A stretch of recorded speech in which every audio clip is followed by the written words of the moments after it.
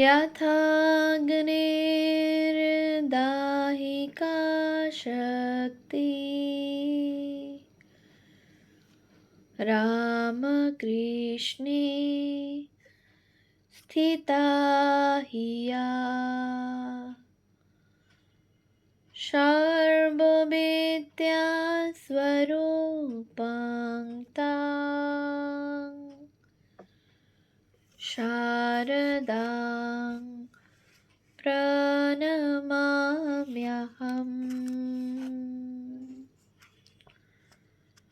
পূজনীয় স্বামী শিবপ্রদানন্দজি মহারাজের সম্পাদনায় রচিত শ্রীমা সারদা ও তাঁর বৈঠকখানা গ্রন্থ থেকে পাঠ।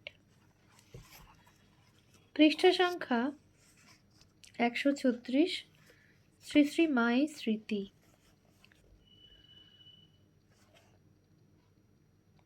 ইহার পূর্বে কলিকাতা উদ্বোধন অফিসে আমি আরও 2-3 বার মাকে প্রণাম করিয়াছিলাম মাত্র, কিন্তু তাহার মূর্তি ভালো দর্শন করিবার সুবিধা হয় নাই। এখন দেখলাম মা চৌকির উপর পা মেলিয়া সহাস্য বদনে সন্তানদের কুশল আদি জিজ্ঞাসা করিতেছেন। দর্শন বা কথা বলার কোনো প্রকার বাধা নাই, ঠিক যেন নিজ গর্ভধারিণী জননীর নিকট রহিয়াছি। মাকে দর্শন করিবা মাত্র মনে হইল স্বপ্নে যাহাকে দেখিয়াছিলাম ঠিক যেন সেই দেবী মূর্তিটি চৌকির উপর বসিয়া রহিয়াছেন। তবে স্বপ্নের মূর্তিটির পরিধানে লাল চওড়া পেড়ে শাড়ি ছিল, আর এই মায়ের পরিধানে সরু লাল পেড়ে ধুতি। কেবলমাত্র ইহাই পার্থক্য। আমি প্রণাম করিবার সঙ্গে সঙ্গে মা বলিলেন, বাবা, ঠাকুরের জিনিস পায়ের নিকট রাখতে নেই। অপর একজনকে উহা সরাইয়া রাখিতে বলিলেন। আমার কুশলাদি জিজ্ঞাসা করিয়া বলিলেন, তুমি কমলালেবু এনেছ? আমিও তাই ভাবছিলাম। মাকে আমার বাসনার কথা নিবেদন করিলাম। মা বলিলেন, আচ্ছা, কাল হবে। কথাটি তাহার শ্রীমুখ দিয়া প্রকাশ হওয়া মাত্র আমার মনে যে কি রূপ আনন্দ হইল তাহা প্রকাশ করা কঠিন। পরদিন সকালে শ্রীমৎ বরদা মহারাজের নিকট শুনিলাম রাত্রিতে রাধুর অসুখ খুবই বৃদ্ধি পাওয়ায় মা সমস্ত রাত্রি রাধুর নিকট বসিয়াছিলেন, মোটেই ঘুমাইতে পারেন নাই।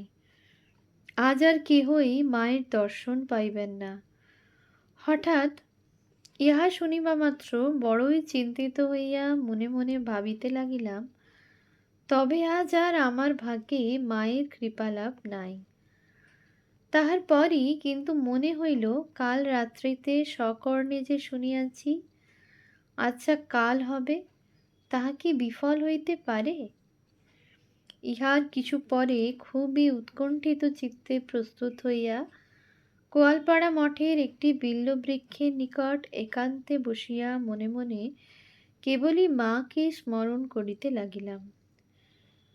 দেখিতে দেখিতে বেলাও অধিক হইল এবং আর কোনোই আশা নাই ভাবিয়া যখন চক্ষুদ্বয় জলভরাক্রান্ত হইল, ঠিক সেই সময় বরদা মহারাজ আসিয়া কে দীক্ষা লইবে, মা শীঘ্রই তাকে ডাকিতেছেন বলার সঙ্গে সঙ্গে তাহার সহিত মায়ের পূজাঘরের বারান্দায় যাইয়া উপস্থিত হইলাম। মা বলিলেন, বাবা, তাড়াতাড়ি এসো। পূজা ঘরের মধ্যে গিয়া দেখিলাম মা একটি আসনে উপবিষ্টা। তাহার ঠিক দক্ষিণ দিকে আর একখানি আসন রহিয়াছে। কিছুক্ষণ পূর্বেই পূজা শেষ হইয়াছে। ধূপ দীপ ঠিকভাবেই জ্বলিতেছে। আমি ঘরের ভিতর যাওয়া মাত্রই মা আমাকে দরজা বন্ধ করিতে বলিয়া তাহার নিকট রক্ষিত খালি আসনখানায় বসিতে বলিলেন।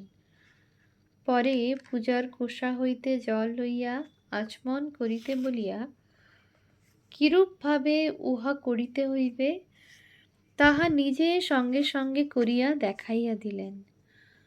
আচমন করার পর আমাকে ব্যক্তিগত কিছু জিজ্ঞাসাবাদ করিলেন। শ্রী শ্রী মায়ের নিকট যে মহামন্ত্র পাইলাম, তাহা আমার পূর্বে স্বপ্নলব্ধ মন্ত্রের সহিত অবিকল মিলিয়া গেল।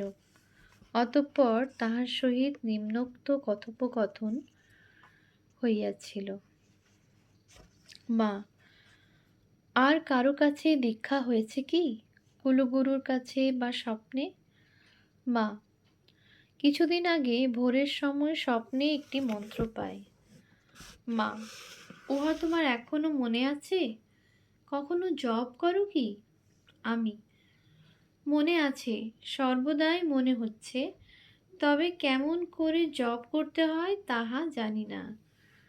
ইহার পর মা আমাকে আর কোনো কথাই জিজ্ঞাসা না করিয়া ক্ষণিকের তরে যেন ধ্যানস্থা হইলেন। তাহার পর আমাকে কৃপা করিয়া স্বপ্ন প্রদত্ত মন্ত্রটি বলিতে আদেশ দিলেন। আমি, এইমাত্র আপনি আমাকে যাহা দিলেন উহা সম্পূর্ণ একই। মা, তবুও বলো। আমি তাহার আদেশ পালন করার সঙ্গে সঙ্গে মা একবার আমার মুখের দিকে স্নেহ দৃষ্টিতে তাকাইয়া একটু হাসিয়া প্রায় মিনিট খানেক পরে তাহার কমল হস্তখানি আমার মস্তকোপরি দিবার সঙ্গে সঙ্গে সমস্ত শরীরে তড়িৎ প্রবাহের ন্যায় বোধ হওয়া কিছু সময় পর্যন্ত আমার অবস্থা যেন কেমন হইয়া গেল। এইরূপ অবস্থা যে কতক্ষণ ছিল তাহা আমার কিছুই স্মরণ নাই। আমি প্রকৃতিস্থ হইলে মা করুণামাখার স্বরে জিজ্ঞাসা করিলেন, তোমার আর কিছু জানবার আছে? আমি, মন্ত্র কতদিন ধরে হাতে জপ করব, মালা নিতে পারবো কি না? মা, মালা এনেছ? আমি, না, আপনার অনুমতি না নিয়ে আনতে সাহস হয় নাই। মা, যতদিন ইচ্ছা করে জপ চালিয়ে যাও। একটি মালার দানা আমাকে দিয়া এই দানায় মালা গেঁথে রাখালকে স্বামী ব্রহ্মানন্দ দেবে, পরে রাখাল তোমাকে দিলে সেই মালা জপ করবে। আমি, ভুলক্রমে বা কাজের ভিড়ে কোনোদিন যদি জপ করতে না পারি? মা, কেন পারবে না? ভয় নেই, তুমি তো ঘরের ছেলে, না পারো আমি আছি। শেষের এই কথা কয়টি একটু জোরের সঙ্গে বলিয়া আবার জিজ্ঞাসা করিলেন, তোমার আর কিছু বলবার আছে? ঠিক মায়ের এই জিজ্ঞাসার সঙ্গে সঙ্গে কে যেন আমার মুখ দিয়া প্রকাশ করিল, মা, আমি সন্ন্যাস চাই। আমি কেবল মাত্র মায়ের কৃপা লাভেরই সংকল্প লইয়া গিয়াছিলাম। পূর্বে বা কৃপা লাভের পর মুহূর্তেও আমার মনে সন্ন্যাস সম্বন্ধে কোনো চিন্তাই আসে নাই। মনে সংকল্প ছিল, মায়ের নিকট হইতে কৃপা লাভের পর কর্মস্থলে যাইয়া পুনরায় চাকরিতে প্রবৃত্ত হইব। কিন্তু মায়ের শেষ কথার সঙ্গে সঙ্গে হঠাৎ আমার মুখ দিয়া সন্ন্যাসের প্রার্থনা বাহির হইল। মা, বিবাহ করেছ? আমি, না। তখন মা আমাকে স্থিরভাবে বসিয়া জপ করিতে আদেশ করিয়া কিছুক্ষণ পরে সেই পূজার খোসা হইতে জল লইয়া আমার সমস্ত শরীরে ছিটা দিয়া এবং কপালে একটি চন্দনের ফোঁটা দিয়া জিজ্ঞাসা করিলেন, গেরুয়া এনেছ? আমি না বলার সঙ্গে সঙ্গে বলিলেন, যা দরকার করে দিচ্ছি, তুমি মঠে যাও, সেখানে শরৎ আছে, কাহারও নিকট থেকে হোম করে সন্ন্যাস নেবে। সমস্ত কার্য শেষ হইবার পর মাকে সাষ্টাঙ্গ প্রণাম করিলাম। মা বলিলেন, আজ খুব ভালো দিন, দোল পূর্ণিমা, খুবই ভালো দিনে ঠাকুর তোমাকে কৃপা করলেন। কোনো চিন্তা নেই, সর্বদা ভাববে আমার পিছনে একজন আছেন। ইহার পর মায়ের আদেশ অনুসারে বাহিরে আসিবার জন্য দরজা খোলা মাত্র বাইরে হইতে বরদা মহারাজ মাকে বলিলেন, মা, এই মাত্র কটক থেকে কয়েকজন দীক্ষা নেবার জন্য এসে পৌঁছল। মা, কতজন? ব্রহ্মচারী বরদা, তারা মোট 4 জন। মা, শীঘ্র তাদের আসতে বলো। তৎক্ষণাৎ তাহাদের প্রতি মায়ের এই আদেশ শুনিয়া মনে মনে ভাবিতে লাগিলাম, ইহারা আমা অপেক্ষা কত না ভাগ্যবান। এখানে পৌঁছাইবার সঙ্গে সঙ্গে মায়ের কৃপার অধিকারী হইলেন। তাহারা মায়ের নিকট পৌঁছিবার পর জানিতে পারিলাম, ইহাদের মধ্যে শ্রীযুক্ত হরিবল্লভ বসু নামক ভক্তটি ইহার পূর্বেই মায়ের কৃপা লাভ করিয়াছেন। বাকি 3 জন আজ মায়ের কৃপা লাভ করিয়া ধন্য হইলেন। তাহাদের কৃপা লাভের পর আমরা সকলেই সেই বাড়িতে মায়ের প্রেরিত পূজার প্রসাদ ধারণ করিয়া পরে গোয়ালপাড়া মঠে আসিয়া প্রসাদ পাইলাম। কিছুক্ষণ পরে আমরা সকলে মায়ের দুধ ভাত প্রসাদও পাইয়া ধন্য হই। সেই দিন মঠে কিছু সময় বিশ্রাম করিবার পর বৈকালে শ্রী শ্রী মায়ের প্রদত্ত শ্রী শ্রী ঠাকুরের প্রসাদী আবির ধারণ করিয়া শ্রী শ্রী ঠাকুর ও শ্রী শ্রী মাকে স্মরণ করিতে করিতে মায়ের জন্মস্থান জয়রামবাটি দর্শন করিবার জন্য অশ্বিনীবাবু এবং কটকের সেই 4 জন ভক্তসহ রওনা হইলাম। কেবল আমাদের সহযাত্রী কাকুরগাছির সেই সন্ন্যাসী মহারাজ কয়েকদিনের জন্য গোয়ালপাড়া মঠেই রহিয়া গেলেন।